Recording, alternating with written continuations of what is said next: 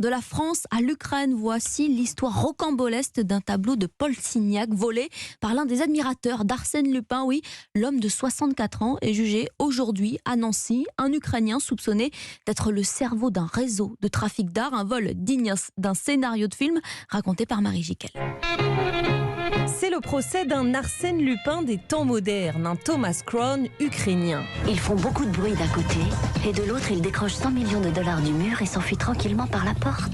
Âgé d'une soixantaine d'années, ce passionné d'art au physique passe-partout avait dérobé le tableau, à peine plus grand qu'un journal, grâce à une technique bien précise, digne des scénarios d'Hollywood, comme l'expliquait en juin dernier le colonel Berger, chef de l'OCBC, l'Office central de lutte contre le trafic de biens culturels. Le tableau de Signac avait été découpé en pleine journée. On a retrouvé ce tableau en Ukraine. On a pu identifier une équipe de 4 individus originaires des pays de l'Est. La toile, découpée sans faire bouger le cadre, l'alarme ne s'était pas déclenchée. L'œuvre, estimée à plus d'1,5 million d'euros, avait ensuite été roulée comme un parchemin et embarquée vers l'Ukraine. Arrêté un an plus tard, ce cambrioleur haut en couleur comparait aussi pour le vol d'autres tableaux, dont un Renoir.